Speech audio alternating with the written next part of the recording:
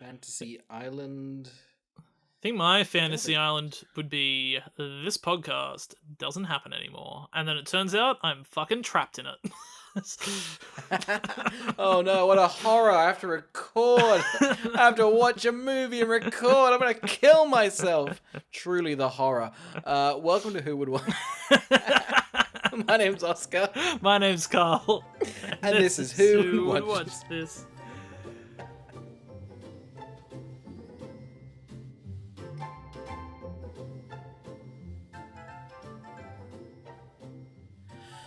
Welcome to Who Would Watch This, the podcast where we watch a film, chat about the film, and then try and figure out who would watch this. Today, we're talking about Fantasy Island by Blumhouse. Has a 4.9 on IMDb, and 8% on Letterboxd. Sorry, an 8% on Rotten Tomatoes, and a 1.8 on Letterboxd. Really low ratings. Very low ratings. Very low Oscar, ratings. what's the plot? When the owner and operator of a luxurious island invites a collection of guests to live out their most elaborate fantasies in relative succession, chaos quickly descends. That feels like the plot summary looks like it was padding. Genuinely, there's a bunch of words in there that... I'm sorry, quickly descends? What a fucking lie. An hour and 40 of descending. Yeah. Quickly is not an aptly word for that goddamn descension. The movie's finished. I'm not even sure it actually. I don't even think it even ascended. It's descending and then it goes flatline. Oh god. This is a movie that is dead on arrival.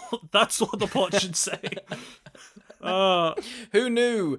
Rebooting a 1977 TV show which wasn't good and then putting a horror spin on it wouldn't do great. Yeah. Who was this for? I know that's our job, but what the fuck? Well, it's not like... Yeah, because it's not like... Who's a fan? If you're a fan of the original show, which I assume you must be like 90 at this point, who wants this? And then we don't know what Fantasy Island was. So I don't know what this is. Who would want this? Who would want this? I guess we'll find out. Does Blumhouse go around being like, what's an IP we can use? Probably, but how much do you think this cost? Like a nickel? Like a dime and a nickel? I mean, none of it went to the script. Yeah, back in 1970 though, that was a small fortune, and they just forgot to raise it up. It was a small fortune, absolutely. All right, Oscar, let's go back in time to before we had seen the film and try to predict who we thought would watch it. Fantasy Island. Fantasy Island. We're talking about it next week. Who do you reckon? Who's it going to be for? Have you seen this one? I have seen this one. I thought this one was fun, but I remember it being ridiculous. I remember there being a lot of fun laughs. I don't remember much from it though, and keen to jump back into it. If I remember correctly, I guess it's fans of the show because they reference the show quite a bit. So if you're not, I guess if you want to know about the show, don't want to watch it, but want to be referenced it, then this is for you. that small pool of people. I too saw this.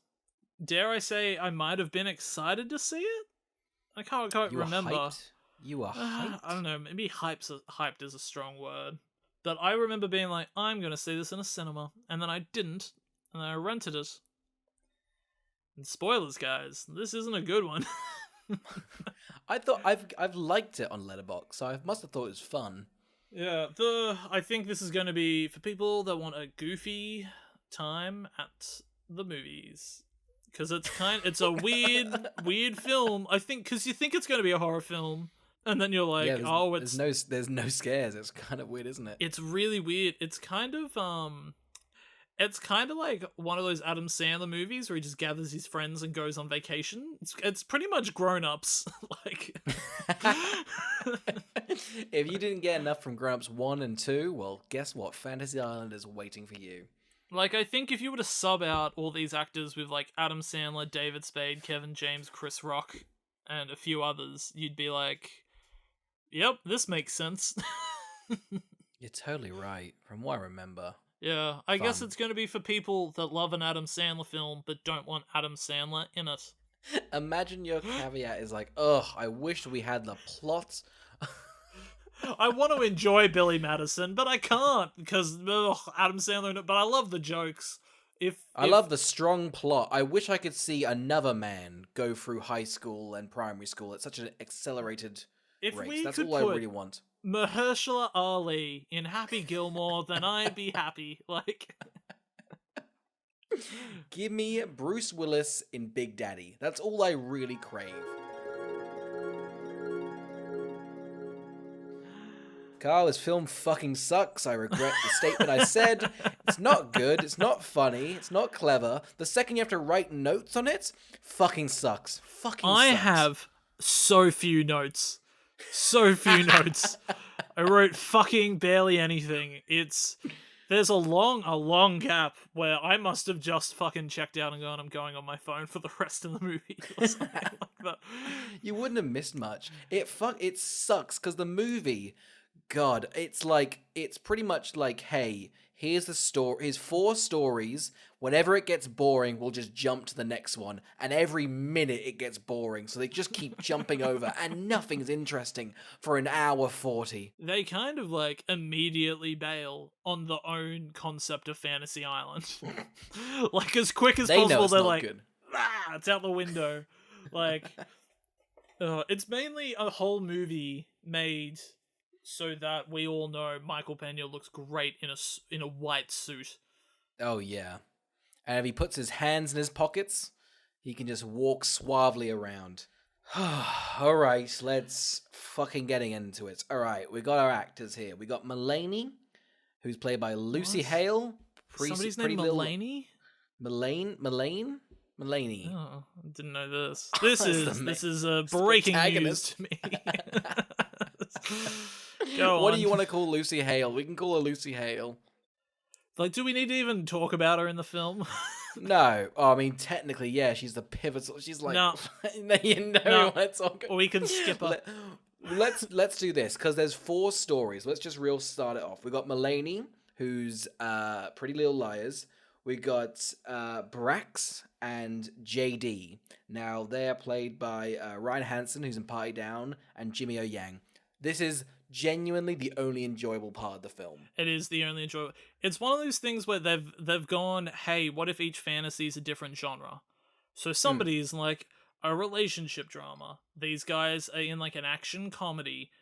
Lucy Hale is in a fucking horror film, and then the other one's in like a war movie or something. Yeah. And you're like, isn't this enjoyable? And it's a big fucking no from me.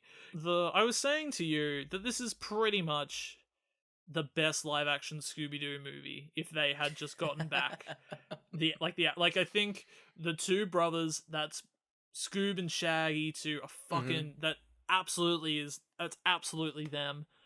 I think the big stoic guys, an easy Fred.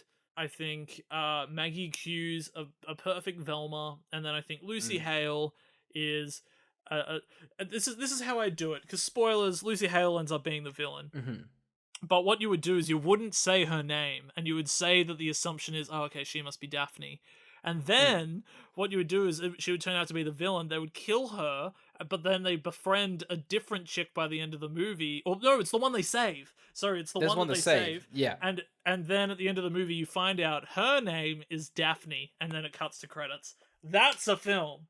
That's a shitty film. It is a Scooby-Doo remake. I also think it could be an Until Dawn game almost. I think you chuck a bunch of annoying people on an island and you try and save them, but they die. It's fine. It's fine. The only thing that could salvage this movie is if a lot of them died. And they kill off the best character. I can't believe it. They really, the only joy in the game, in the film. I know, Michael Rooker, easily the best character. Okay. Let's fucking get onto it. We're on a plane. These awful characters get off the plane. They've won a contest like Willy Wonka in the It's also Willy Wonka. Let's also say that right now. She who will not be named gets off the plane and goes, oh, this is better than I thought it would be. What the fuck did you think it was going to be? You just took a private plane to a private island. What do you think it was going to be? A fucking garbage island? You ungrateful little girl. How dare you? Anyway, we get introduced to her. We get introduced to Maggie Q, who's Gwen. Patrick, Austin Stonewell. I don't know, just an action dude. They basically all get taken in. They all get shown to their rooms. Immediately, I think these hotel rooms suck. They're awful rooms. If this is meant to be like a 5-star resort, no. These look like apartment rooms. Why have you pivoted? Now. You said that. You said that. Mulaney was ungrateful, and then you've walked into this place and gone, "Oh, it's hideous. I wouldn't stay here for life. What a fucking shithole." She's won a contest, a free time to go to Fantasy Island, and insulted at the moment she gets off the plane. I've refrained from insulting and then seen the room and gone, this is a shithole. Alright? So I've done the polite thing. You're a paid customer. She's a fucking she's a freebie, honestly. Okay, Michael Pena and I have so few notes. So I'm almost at the end of them.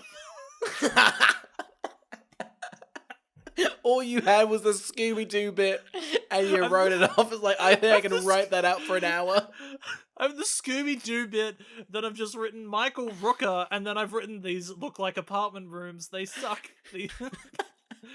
That's all you've got. There's a little bit more, but God, you're gonna have to carry this one. Cause God damn it! I'm gonna have to drop this rating. This movie's terrible. It sucks. What did you give it? I had it at like a 2 or a 2.5. I've dropped it to like a 1.5, but it might be a 1. Yeah, keep going lower. It might be. Oh God, it might be lower. I don't know what happens for the next 20 minutes, but it takes that long for them to even get to their fantasies. Like, I don't know how they stall. Well, they're just getting. So Michael Pena, who's Mr. What's his fucking name? The host. Yeah, Mr. Rourke. Gustav Graves. Gustav Graves. What was that from? It was from James Bond. That's it. Yeah. We're laughing at our own Don't listen to this one. Go listen to James Bond. We're like the Nickelodeon. Oh, here. We'll just list off some other episodes you can listen to instead of this one. Oh no, can't think of any. Well, actually, real quickly, Truth or Dare is the same director of that, and that was fucking atrocious too. So it's true. And same person. Okay. Anyway, Michael Pena. Guys, go back and re-listen to the Mar episode from memory. That's a fun one. Okay. I'll tell you what, Oscar. From memory. Do we give ourselves a break and we just play the Mar episode from this point on?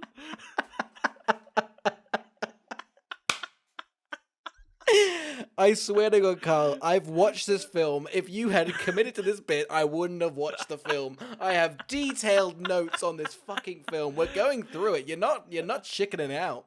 You didn't watch the film, did you? I'm putting the fucking cap on my drink. I'm going to put my feet up and you can carry this episode. Go on. Thank God. My time to shine. Oh, the sunlight's on me. I'm not prepared. No, I do have more. Let's just get to the fantasies. But yeah. I want the listener to know that at home I'm really unhappy. I roped you. I don't know who picked this one. Did we both pick this one? Yeah, I picked it. Yeah, I picked it. You're such a fucking idiot. We thought that this would be a good one to do. We both enjoyed this the first time we watched it. Yeah, I think it's just when you actually have to analyze it, it fucking sucks. Oh, it's so... Why? I was like, this is an easy watch. It might not even be 70 minutes long, because that little happens in it. It's an hour... It's double. It's like double what you think it's going to be in length. What bullshit. Oh, God. Oh, fuck. All right, Michael Pena goes like, hey, guys, welcome to your fantasies. Lucy is immediately like, I've been here for mere minutes. And they're like, well, too fucking bad. Jimmy-O, what's it called? Brax and JD, your fantasies starting now. Okay, should we just go through the 4 fantasies? Yeah, let's go through the 4 fantasies. So what's his name? JD and Drax. JD and Drax, they go to a kick-ass party. Their fantasies to have it all, or something like that. The movie like does some women. queer baiting. Yeah. It's kind of good. I don't know if it's good representation. Jimmy O Yang is this gay guy who loves weed, and they're like, fuck it, it's good. Yeah. I guess it's okay. But they have like a sick party. Yep. They go into the house. There's a big gun room. They're like, wow, this is sick. We'll come back here later. Does that sound compelling to unpack over 15 minutes to 20 minutes? Did that sound enjoyable to you, the listener at home? Which is ironic because that's the most interesting not. one, though. It's still the most interesting one. The actors, are carrying that segment. They're having an absolute blast. They're having fun. They're great comedic actors. Yes, for that segment. Next segment. Well, real quickly, JD is like, I didn't fuck any of the models because I'm still not over my ex. Doesn't really come back, but that's just in the mix. All right, who we got next? JD? The blonde one? I can't remember. Kind of... Yeah, JD is the blonde one. Okay, all right, cool. There we go. So that's a fun one. Again, this film keeps just jumping from fantasy to fantasy, which sounds like a normal story, but it's not. It's just... And none of them have a good fantasy. No. None of them. Should we do Gwen? Because I think she's the most boring one. Maggie Q. If I knew who Gwen was, I'd say yes. Maggie Q. Oh, I love Maggie Q. Yeah, go on. You love Maggie Q's story, though? Her fantasy? No, I love Maggie Q. Good, because her fantasy's awful. Her fantasy... Oh, it sucks, doesn't it? Oh, God, it is. Okay, so her original fantasy is, she's like, oh, man, I wish I proposed to my husband. So I wish I accepted my husband's proposal. Then Michael Pena's like, well, welcome to Fantasy Island. And they open the door, and it's where he proposed, and she said no. She then says yes.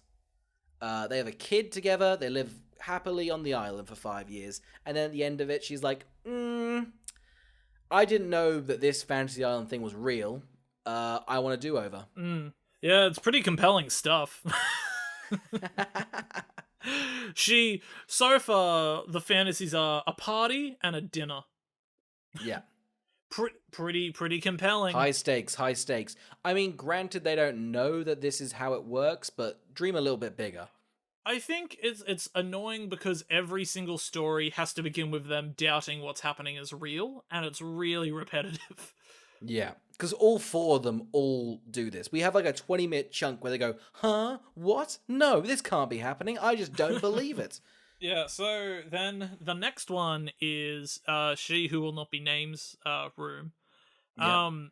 So the Michael Pena comes up and it's just like, hey, here's what you're going to do. You're going to go into the lobby, you're going to hop into an elevator, and you're going to click on the floor with no name. Fucking newsflash, the button has a snake on it. It's clearly snake floor. It does have a name, doesn't it then? I would say 1 snake floor. Would you be confused if someone said the one? I mean, sure, it's the only odd one, but if you just say the snake floor, I mean, it hasn't got a grand title like that. Just click on the snake door. Much easier. It's also weird because it's only a 2-story complex. Where's the fucking 3rd floor take you? Yeah. It just keeps going. It's like a glass elevator, like a Willy Wonka's magical factory. Michael Pena's a goddamn That could be a good wizard. pivot. Could we read that to the audience, like an audio book? And I got it around. I could buy it on Apple Books. Yeah, Apple Books. Apple Books. Are you sponsored by them? Who the fuck uses Apple Books? Is that a thing? I might have some other interesting stuff around. Do you have any loose words we could just read? Round stainless steel digital kitchen scale. Down from $50.95 to $19.95. Accurately weighs up to 5 kilos in 1 gram increments. Bold, easy to read LCD display. Auto shutoff preserves battery power. Weight, water, and milk weighing modes. This is good, because I've always wanted to weigh milk. It's great. Constantly, I had just loose milk in my pockets. And I'm like, oh, if only I could measure this in weight and or in diameter. I hate when a recipe's like, hey, use a cup. And I'm like, give it to me in grams, damn it. I want to know the mass.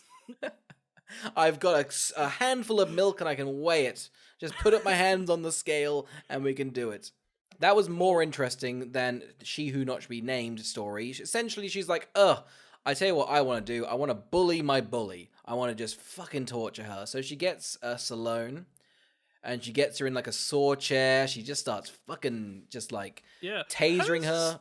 Hers is pretty fucked up. Like, I don't... really, you're like, well, you're a villain. Yours is like her fantasy should be to like bully her bully, not physically harm her and actively humiliate and ruin her personal life. Yeah, she pours piss on her, she tases her, and then she uploads a picture of her a video, of her cheating on her husband to Facebook, and then I shit you not, Dr. Torture walks out the room and then starts just stabbing her. Who's her therapist? Sorry? No, I'm talking about... is Dr. Torture. Remember? She's like my therapist, Dr. Torture. Gotcha. Oh my god. So what, the evil like Frankenstein guy is like a manifestation of a therapist? Maybe. I think so. God, it's lame, isn't it? She then feels guilty. God, we can't get to the twist yet, but essentially, I can't believe what an elaborate way to just fuck up things up. She feels guilty for bullying her bully, so she breaks her out by tasering and wetting Dr. Torture, and then they break out of there, and they're on their own little fun adventure. And then we get to Fred's adventure. Yeah. Well, what's his character's name? What's the actor's name? Patrick. I don't know what the... Patrick just goes to war. Like, it's so wild. It's the lowest of any bar. Imagine he's like, I wish I joined the army. In America, you couldn't join the army. That was that much of a challenge that you had to use magic to get in there. I think for one, this is quite a nice looking movie with a lot of sets and everything for the price tag it has. I think it's $7 million or something. $7 million. However, the low scale can be seen in how small the fantasies are. It is a dinner, it is a house party, it is a walk in the forest, and it's a basement. And that's as big as everybody can dream. It's crazy because they have magic, but the magic has a budget. So let's keep it cheap. Even the army is lame. It's like, here's my squadron, me, one other guy, and that's it. We've got 3 guys here. So his dream is to join the army, but little does he know that the Fantasy Island works mysterious ways. He's actually with his father's squad, who got killed in Vietnam or Korea or some war, maybe Afghan war, some war. Which is really funny, considering when the fantasies start to merge, these people that think they're in the Vietnam War happily walk into like a 21st century mansion without batting an eye. One of them is so believes that it's a certain decade, he thinks Dazed and Confused has just come out in cinemas. And it doesn't bat an eye. Was Dazed and Confused that big of a movie? Wait, no, Dazed and Confused came out in the 90s. So, what war was going on? I thought the 90s were famously a peaceful time for America. I don't know. I have no way of looking it up. / don't want to. No, there's no way. I mean, let's just spin a wheel, pick a country, and then we're at war with them. Name a country. I'll spin the bottle. Go on. You're not going to believe this. It's pointing at the trash. Oh my god. We have to kiss the trash or make war with the trash. Hey, Bottle, what do you reckon of this movie?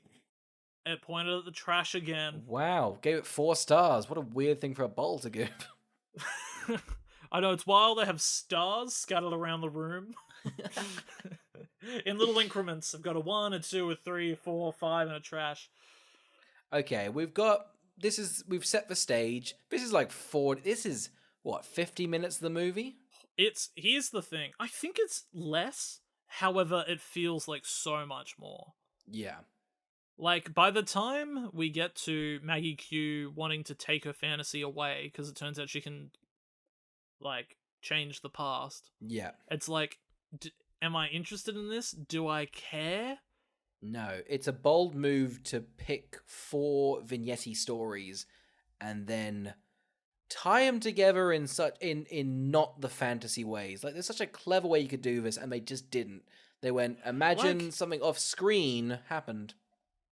Yeah, like should we just get to so that it turns out they all know each other. Yes, through all of their fantasies kind of merge. Turns out they all know each other. Because Maggie Q, because Maggie Q's like, I didn't know I could change the past. If I could change the past, I would have done this. Michael Pena then redoes her fantasy, and it's her in a burning building. She sees JD and Brax running down the stairs. She's like, oh my god, I just saw you guys. Then she sees Patrick, the policeman, like in the corridor, and she's like, oh my god, we're all tied to Nick, I think. He's burning in a burning building. Yeah.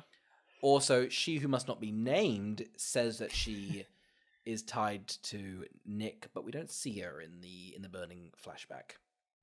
No, we don't. And I think because here's the twist is that it turns out they are not actually in their own fantasies. No, which is interesting or could be interesting. It is not interesting here. No. We've also got, and you tell me where he fits in this, we've also got Michael Rooker just sort of roaming around. Is he part of the fantasy then? Well, so his daughter died and he's stuck on the island? Yeah, like a prisoner of war who hasn't left. I'm very convinced he shot this for a different Blumhouse film and they edited it into this one. I wouldn't be surprised, because he sacrificed himself, and this genuinely might be the funniest part of the movie. It made me scream laugh. Essentially, Dr. Torture is like tracking down She Must Not Be Named and Stallone, and Michael Rooker, like, just the Dr. Torture guy is about to stab them, and Michael Rooker just out of nowhere, midway through the film, just rugby tackles him, and they fly off a cliff, and there's this zoom. Oh my god, this zoom made me scream with laughter. It's probably I think this is why I loved the film when I originally watched it. Because I was kind of getting bored, and then this came up and went, oh fuck, I'm in it. But yeah, this takes like 50 minutes to get to. But he's gone. And so is the torture guy. God, he could be so easily cut from this film. Like, in a heartbeat. Like that. Like, yeah, I mean, he kind of gets... They get rid of him pretty... No. God, how many days? It's him looking from a bush for a couple of scenes, and then it's him on the mountain. So what do you reckon? Like 4 days of shooting? Like, yeah, probably. Like, yeah, he came for the vacay. Definitely came for the vacation. It's filmed in He might have just been vacationing while they shot the film and was like, I'll be in the movie. Yeah, I'm looking rugged. I could do it. Yeah. Well, it turns out the building that killed Nick, that fire... was caused because Maggie Q left a kettle of tea on. Why in America do they not use kettles like in Australia, like electric kettles? What the hell is with them boiling stuff on the stove all the time? They also microwave like water and stuff. It's really weird. I don't know why. I don't. I mean, Grant, like it's not like a normal thing, but just like, oh, I need hot water on microwave. I don't know why a kettle isn't a more common thing in America. If you are American, let us know, because it's concerning. Well, because I don't drink tea, but then I don't know, like, what do we... I guess they have those coffee pots. Is there really any other use for hot water? I mean, there's so many uses, but I just don't know why they don't use it. It's just, I think, a really lazy... Here's the thing. Do we think any of these people should be punished? No, it's revealed, and I think this is super lazy. She who must not be named... is just like, by the end, she's like, she's a psychopath. She's crazy. But I don't know if I really believe that. She's got a pretty, like, good face of, like, I'm pretty sane. I was bullied as a kid, but that's about it. Like, the film flips, doesn't it? Yeah, it does. It's really, like, but why is she the one that gets to have the fantasy? I don't understand. Like, they kind of explain away that Fantasy Island just does what it fucking wants, and you're like... Oh, God, well, they show it, like, what's it called? She Must Not Be Named and Salona go into, like, the caves. You know, the caves, and they found the fountain, and the fountain is where all the fantasies, like... It's, like, black goo. It's literally just, like, black goo that, like, is padding the film. It's... like, anything... It's kind of like the island is farting. That's what it looks like. It's like every time it farts, it's like, here's a memory. Yeah. You're like, what? This is the stuff that felt the most Scooby-Doo-ish. It does. It does feel very Scooby-Doo-ish. It's weird. I'm shocked this is an MA film.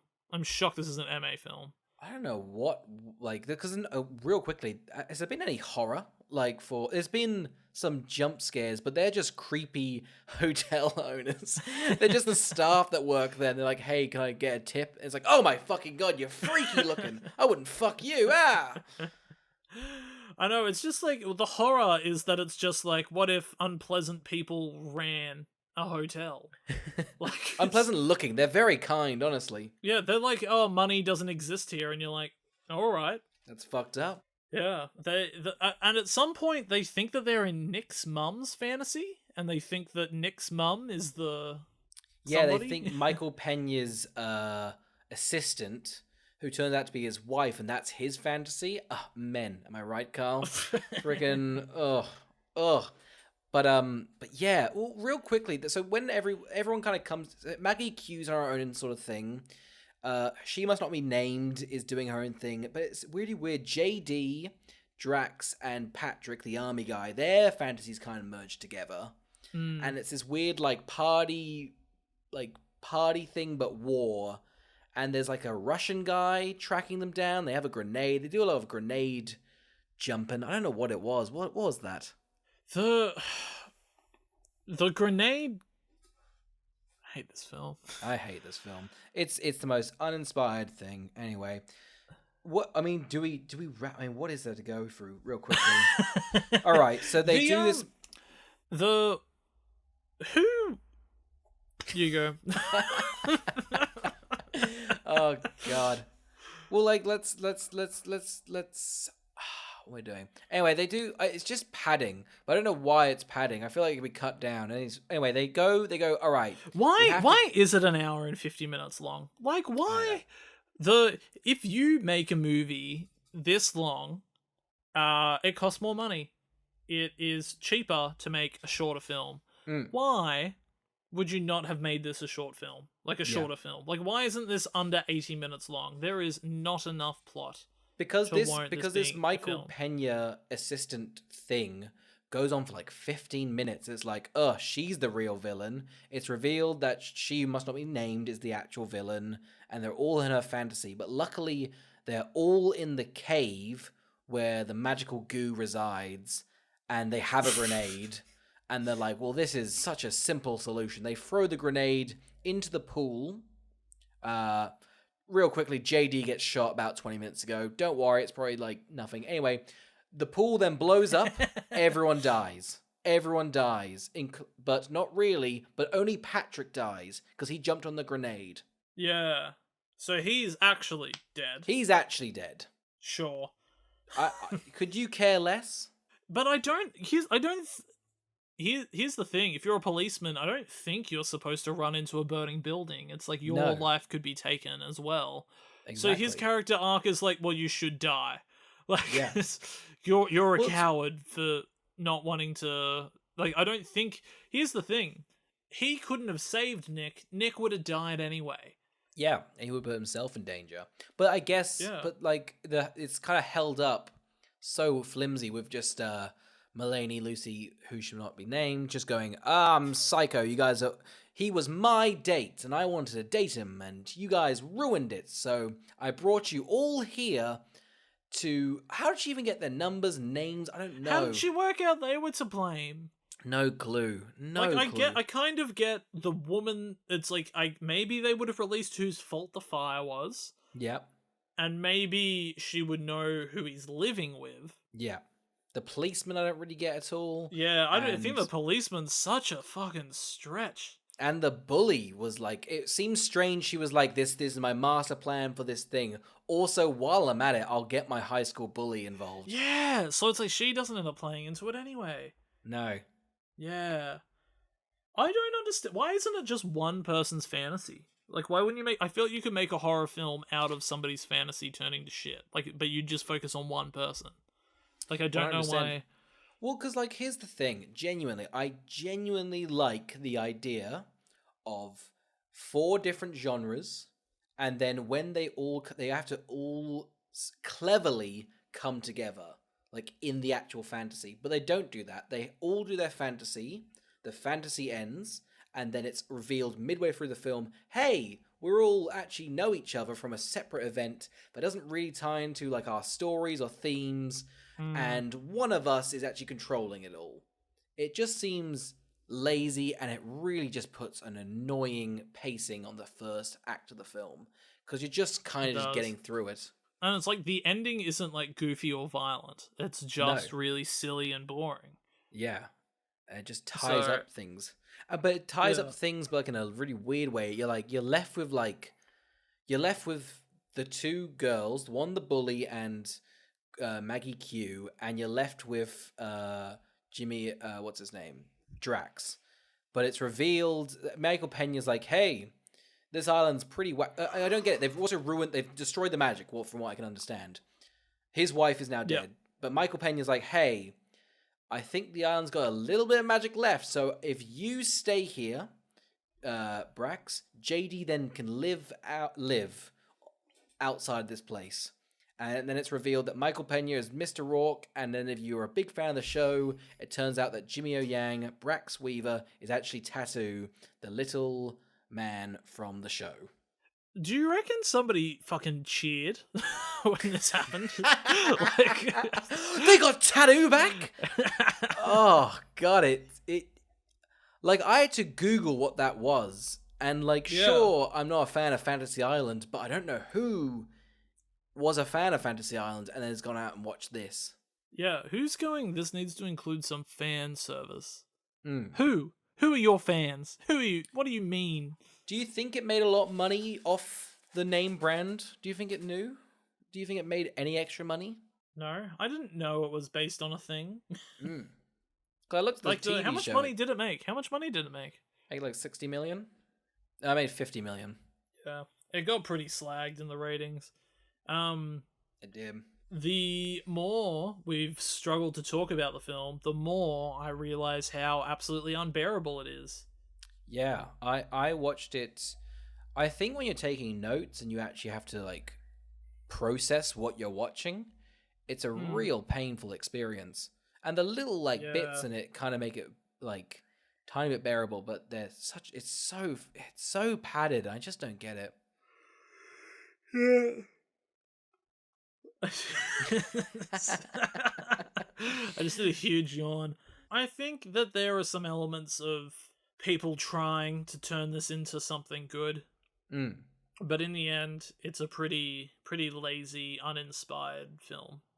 Because and genuinely, I will say this. I think because there's certain bringing back I just watched the Brady Bunch movie. I think it's really fun to go back and revisit those old TV shows, bring it into the 21st century, and be like, oh, this is kind of silly, but it doesn't really do that for Fantasy Island, the show. And it's just, I don't know, it's just a cheap gimmick. But then again, it's $7 million and it made its money back. So they'd be chuffed, they'd be happy. I know. But it's Blumhouse made Whiplash and stuff. Why don't you guys invest in another Whiplash? But this makes money. That's the thing. You need money. Whiplash is a financial ruin. No, it's not actually. It's made quite a bit. Surely, I know that Whiplash didn't end up being a box office hit, but surely, I've struggled to meet people that haven't seen Whiplash. Oh yeah, surely that movie's made its money. I think so. 100. Oh, it cost $4 million, didn't it? It's definitely made its money back on. It made its money back. It's mostly a dark room with J.K. Simmons yelling. It shouldn't be expensive. No, the drums cost the most. It's true, they did. They're expensive drums made of ivory. Oh, wow. They actually got the bones for... I hear they actually hunted those on sets. That's pretty impressive for them. It is. It's mainly the reason Blumhouse films cost so much money is because he makes everybody hunt for the ivory for the sets. Yeah. Poachers do not come cheap, and ivory selling has kind of gone downhill, apparently. So that's not great for them. This is probably the biggest budget film, kind of mainstream film that we both just gone, I just dislike this. I really dislike this. On the IMDb bottom 100 list, there were ones we watched and we're this just is painful. But I got it. It's rated 3. It's not going to be good. But this, I just hope the people involved made a paycheck and everyone got out. Has this director got anything else coming up? He did Truth or Dare. Yeah. He did. Truth or Dare is better than this. I think so. Yeah. He did Kick-Ass 2. Oh. He did, which I don't like. I think Kick-Ass 2 isn't great. Yeah, neither. He's got Are You Afraid of the Dark? What, the one with Guy Pearce and Katie Holmes? That one? No, what is this? I don't know. What have you stumbled onto? It's a Nickelodeon show. Okay, we can't really be like, okay. I wouldn't watch that. Okay, Oscar. Who would watch Fantasy Island? You've forgotten the name. I forgot the name. It's entered and left your brain. Let's face it, if you're a big fan of the TV show, you're going to love this one. If you're a big fan of horror, you're going to love this one. And if you just generally like Michael Pena in a clean white suit, well, goddamn, that's a trifecta. You're going to love this film. Way to take all of them. God, if you love Blue Water, the movie showcases a lot of it. Like a lot of it. If you're a fan of seeing the beach, not going, but just seeing, if you hate hotel architecture on the beach, if you like shrubbery, and if you like black goo, you're gonna love this one. Yeah, absolutely eat this one up. There's one of those rare cases where this movie's just kind of made me sad. I'm just sad now. I guess if you want to be sad. Well, here's the thing. Do you think anyone wanted to make this? I don't know. I don't know why you greenlight this. I'm shocked. If you'd have told me we were going to review this movie and it would be maybe one of our worst episodes, I'd be shocked. I thought we would have lots to chew on. Yeah, but rewatching it, it's painful. That funny little moment. I think the thing is that a lot of the choices made in the film aren't particularly outlandish or silly. They're all very predictable and serious. There's nothing really creatively so stupid or fun to latch onto to discuss. Like, which is strange because you'd think, but there's 4 stories with different genres. You'd think something would pop up, and it's just. As you see, I remembered like thinking it was fun and silly, and goofy, me too, and everything. But by the time it was just like 10 minutes of that guy talking to his dad, crying about never coming home in the rain, and then it was just like Maggie Q trying to like wrap her head around the bad choices she'd made in life. I was like, why are we trying for dramatic feeling in this Fantasy Island movie? But that's a big thing actually, because sure, it sounds kind of fun for genres, but then the tone is atrocious because you have what you'd think would be like, you'd think that would be funny, seeing a man and his father who travel back in time, reconnect, and then the other guy's just getting like head from like strippers. You'd think that juxtaposition would be funny, but it's not, and it's just a slog. Yeah. I think had they committed to, while each of them being different genres, them all tonally being comedic, with comedic actors on the level as the ones they get for the party subplot, then this would be much more enjoyable. And also, I don't know why it's not a comedy, considering it tries to be a comedy in a handful of parts. I think their stuff is passable in terms of the comedy. I think those two actors are very totally funny. Okay. And I'm glad they made a paycheck, honestly. Oh, don't you love when good actors make a paycheck on something where you're like, this doesn't look very good? Oscar, what's your palate cleanser? Well, this episode is coming out in like 2 weeks, so the trend's probably done, but I watched Squids Game. That's right, the show Netflix is screaming at you to watch. It wants you to watch this. It is. It's pushing it, just heavily pushing it, and I get why. But it's pretty crazy. They're like pushing like a foreign language TV show on just every single person. Just like, you're gonna watch it because it's good, and it is good. I keep seeing things telling me to watch it, but I don't know the plot or what's it about. I'll say this now. It's 9 episodes. I'll spoil the first 2. It's essentially a bunch of people, mainly focusing on one guy, but pretty much a lot of, he's sort of like, he's in debt, he always gambles and stuff, he lost a lot of money. These guys come to them and go, hey, come to us. If you win this, you can win a lot of money. They get in there. It's kind of very colorful and fun, and they're like, "Oh, this is weird." But yeah, they start the first challenge, and essentially it's like red light, green light, and then someone fucks up red light, green light, and they get shot, and then they all realize, "Oh fuck, they're killing us," and then it all panics, and then it's kind of slowly realize they go, "Oh my god, this is like to win the game, you have to be the last person alive," and there's like 500 people in the game. But so it's pretty much like Saw, but like a competitive aspect. But the thing that I love about it the most, that I think so creative, and I think why the first half of the show is a lot better than the latter, is that they give the villains, the people that are capturing them, give them the option to quit. There's like 3 rules, and the third rule is that if 50% of you don't want to play, we'll just stop playing. And but there is also like a grand prize of like $30 billion on the line. So they all quit. And then they all go home. But because they're all in debt, and like the main characters you focus on are all in debt, so they have to go, well, fuck, I have to go back into the game. And it makes it so much better, because then now they're not trying to escape the thing. And that kind of shows they're all kind of awful people, because they have to... They're playing this game, they know they're probably a good chance they're going to die, but they're that greedy and want the money. And it makes that, like, you're sort of... The characters, you're a bit, like, every character's a bit grey. And like, luckily the protagonist is great and stuff, and there's some really good characters. But yeah, it's good. I think I won't spoil it, but I think you should watch it, because I think like it sounds good. Yeah, like that.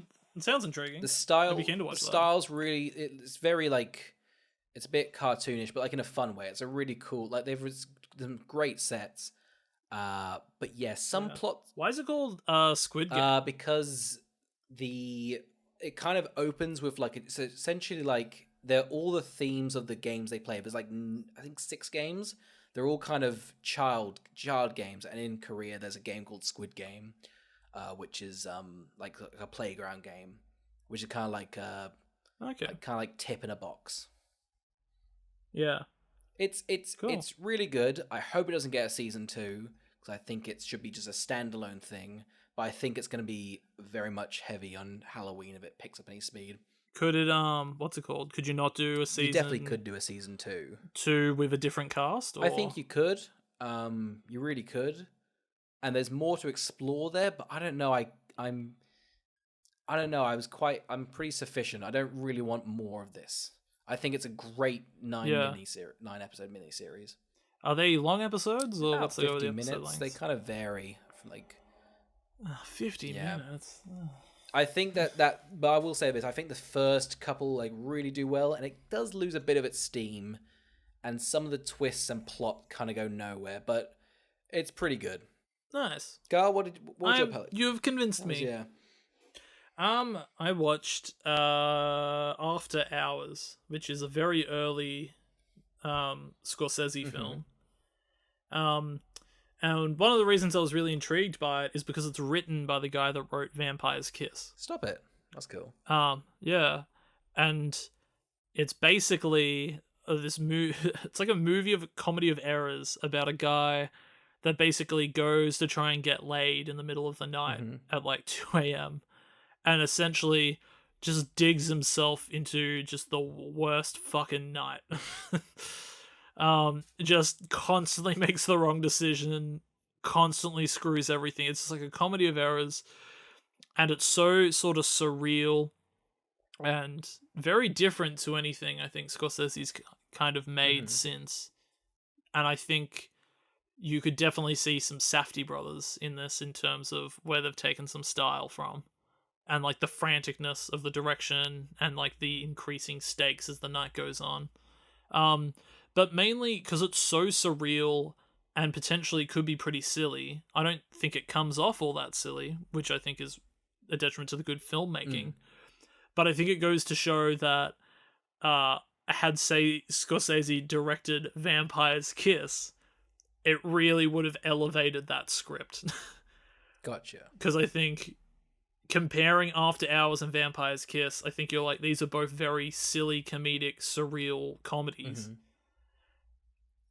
But only one of them is like particularly very good, and the other one has moments of greatness. But I think is mainly elevated by Nick Cage's performance. Like that's why. Yeah, I would, yeah, and I think you could, and it's like I don't think the actor in After Hours obviously isn't going as large as Nick Cage, but he has a very similar sort of character growth in terms of the ridiculousness that the lengths his character's going to and how far like crushed he's getting before he kind of just like bursts. Yeah. So yeah. But yeah, I thought that was a good one. Very early Scorsese. That's fun. I feel like he has so many. He's got like 30 films, hasn't he? Something like that. He does. And they're all just like, I feel like he's famous for like gangster movies, but it's like, God, he's dabbled in like a lot of different genres, and he's pretty good at all of them. I guess I guess in the last, I guess he keeps doing. He's got like Departed and stuff. He did like Silence pretty recently. He does like a lot of like, I guess those gangster ones just do so well financially, but he's done so much, hasn't he? Yeah, he really has. Okay, Oscar, what are we reviewing next week? Next week, what we're doing is Brahms the Boy 2. That's right, the sequel that blew everyone away and threw away the concept of the first. Ooh, it throws it away, does it? Have you seen the first one? I've seen the first one. You know the plot, you know how it's like... Oh, yeah, I know the twist of it, yeah. They throw that away. They're like, no, the boy is cursed. And we're running with that. Interesting. Man, crazy for a sequel to throw away what was like the one interesting aspect of its first film. Oh yeah, they were like, how do we make a second one? Like, oh, we didn't finish it, we're just gonna do whatever they were doing. But until then, thank you for listening. Thank you for listening.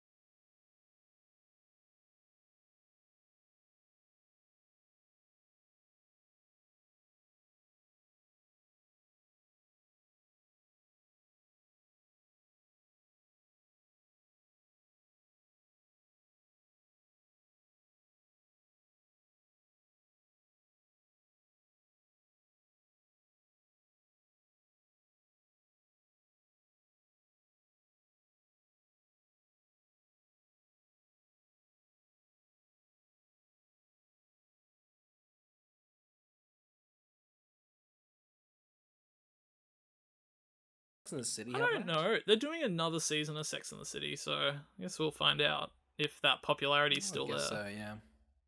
So, yeah. Is it Sex and or Sex in? Sex in, I think. Sex in the City. Oh, no, I don't think... No, I think it's Sex and. No, it's Sex and the City. I always thought it was porn when I was scrolling through Foxtel. I'm like, yuck. Yeah, same. Wouldn't watch that. Not those old women. Not those hags. I wouldn't fuck them. At 12, like, oh, God. Wouldn't fuck a horse. Although I do that you're watching this and you're just like, oh, get these women out of the way. I want to see the city. This is what I paid for. I want to jack off to the city and Mr. Big. I want to fucking shoot my load over the Empire State Building.